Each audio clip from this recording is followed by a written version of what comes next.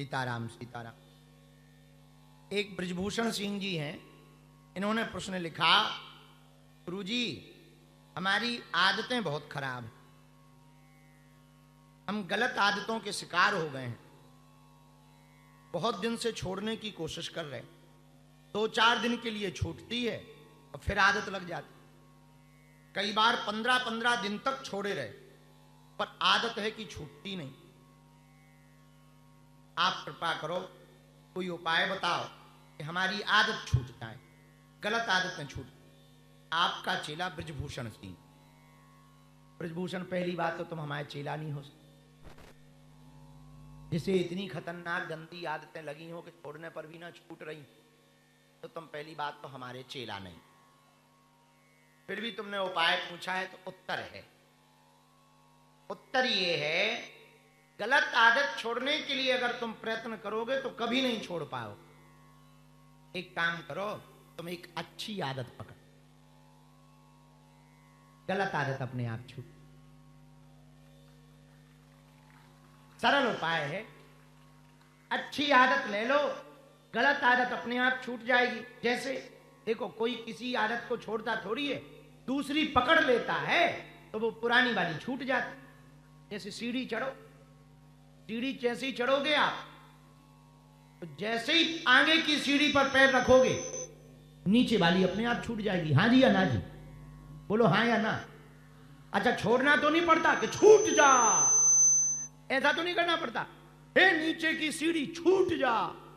करना ना हंगामा करना, ना हल्ला करना, ना प्रवचन करना, ना उद्बोधन करना, ना अनुष्ठान करना, ना आंदोलन करना, बस कुछ नहीं करना। नीचे की सीढ़ी को छोड़ना है, ऊपर की सीढ़ी पे पैर धर दो, नीचे वाली जाएगी। जैसे तुमने देखा होगा, एक आदमी हमारे चेला थे, तो उनकी घरवाली हमारे पास आई, बोले गुरुजी हमारे पति ने हमें छोड़ दी।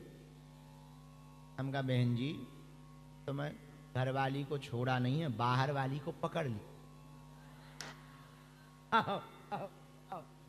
बाहर वाली मिल गई तो घरवाली छूट गई। सीधा सा सिद्धांत है और कोई ज्यादा सा सिद्धांत नहीं है। ऐसे ही प्रेम में होता है, कोई दूसरा मिल जाए तो पहला वाला छूट जाता है। प्रेम में भी यही होता है, और जिसका नया नया प्रेम होता है वो कुछ दिनों तक खूब बात करता, और थोड़ा ही पुराना हुआ और जहां दूसरा प्रेमी मिला तो पुराना गायब, और उसे छोड़ना नहीं पड़ता, अपने आप छूट जाता है। फिर उसके मैसेजों से टेंशन होने लगती, इग्नोर करने लगते, सीन नहीं करते, और धीरे धीरे बातें बंद हो जाती, नया आदमी जुड़ जाता, उससे भी कुछ दिनों तक मन भरा तो फिर नया जुड़ जाता।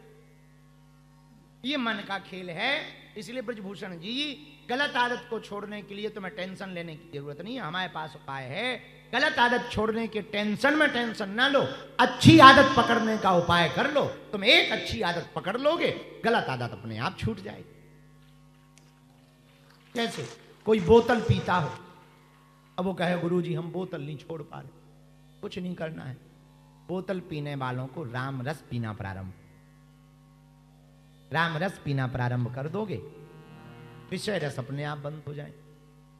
तो आपका जो प्रश्न है बहुत छोटा सा प्रश्न है, आप सरल सा उपाय करो, अच्छी आदतें ज्यादा बढ़ा दो, अपने आप को व्यस्त कर लो, आप व्यस्त हो जाओगे, आपकी आदतें, बुरी आदतें छूटती जाएंगी। बोलो सीताराम, जोर से बोलो।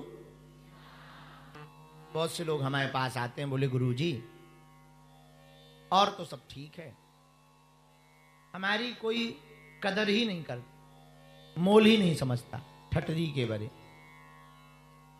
मोल होगा तभी तो तुम कुछ होगा, तभी तो तुम्हारी कोई कदर करेगा, हल्के आदमी की थोड़ी कोई कदर करता है।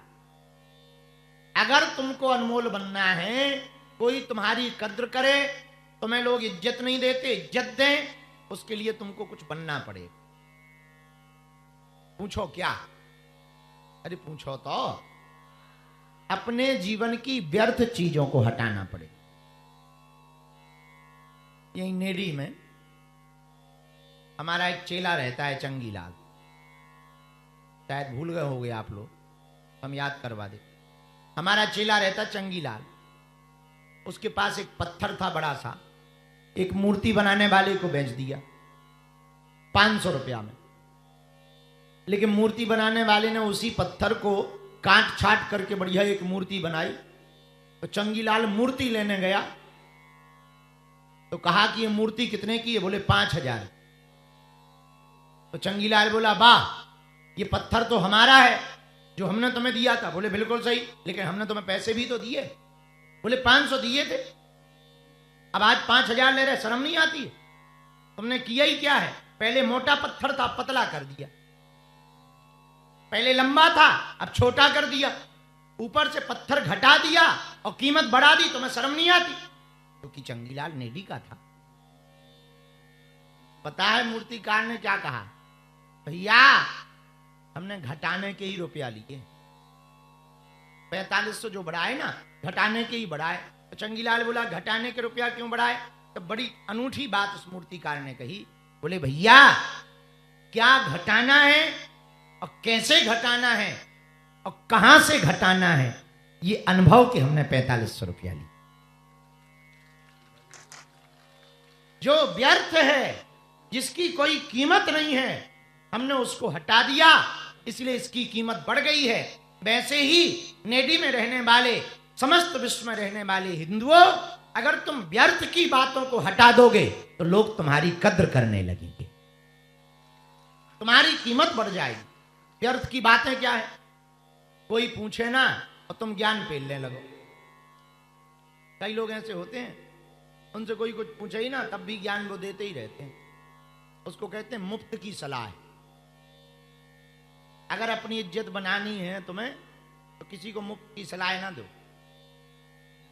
क्योंकि सलाह सुनते सब हैं, मानते बहुत।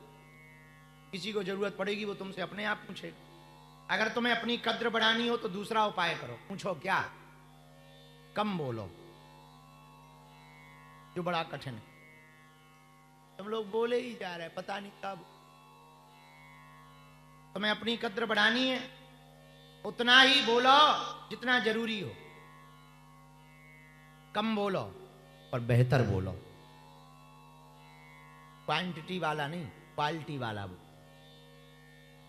तुम्हें अपनी कद्र बढ़ानी है। तीसरा, ऐसी वाणी बोलिए कोई न काबे चुप, और बैठक ऐसी बैठिए कोई न काहे उठ। ऐसी जगह बैठो जहां से बेइज्जती ना हो। तुम 80 साल पूजा पाठ करना, एक दिन पगुआ पी के डोलना। समझ गए ना? पगुआ समझ गए? नहीं समझे? बोतल। 80 साल पूजा करो, एक दिन बोतल लेके घूम पड़ो, इतने गाली मिलेंगी तुम्हें, भर भर के मिलेगी। हम तो तुम्हें पुजारी समझते थे, तुम तो बोतल खोलने वाले हो। हाँ भैया, 80 साल की इज्जत 1 मिनट में उतर जाएगी। चित्र को संभालने में 2 मिनट लगता है, चरित्र को बनाने में पूरा जीवन लग जाता। आपको अपनी कद्र बढ़ानी है तो ये तीसरा उपाय है। सावधान रहो। कहां बैठना है ये निर्णय करो, किसके साथ बैठना है ये निर्णय करो। आज हमने दिन में एक बात बोली, पुनः बोल देते हैं। अगर तुम मदिरा पीने वाले व्यक्ति के साथ रहोगे तो तुम मदिरालय जाओगे, लेकिन भक्त के साथ रहोगे तो देवालय जाओगे। आपको अपनी कद्र बढ़ानी है। चौथा उपाय और पूछो क्या? अरे जोर से तो पूछो। अगर आपको अपनी कद्र बढ़ानी है तो चौथा सर्वोत्तम उपाय ये है, बहुत सरल वाला, बड़े लोगों की संगत। किराने की दुकान के कचड़े से ज्यादा सोने की दुकान का कचरा महंगा होता है। सोने की दुकान का छोटा सा भी सोना का टुकड़ा कचरा में निकल आवे तो किराने की दुकान का आधा सामान खरीदा जा सकता है। हाँ जी या ना जी? हाँ, तो कीमत सोने के सिक्के की तरह बनाओ कि नाली में भी गिर जाओ तब भी कीमत ना तुम्हारी घटे। इसलिए बैठो उनके साथ जो वास्तविक बैठने लायक हो। सबके साथ मत बैठो, अकेले भले रहो। हमारे गुरुजी एक बात कहते थे, गुण मिले तो गुरु बनाओ, चित्त मिले तो चेला, मन मिले तो मित्र बनाओ, वरना रहो अकेला। हाँ,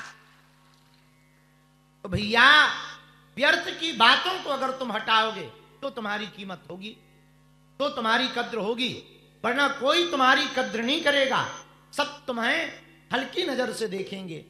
और हनुमान जी के चरित्र में एक बात तो है, हनुमान जी पूरी लंका घूमे पर सब जगह थोड़ी रुके। कहां रुके?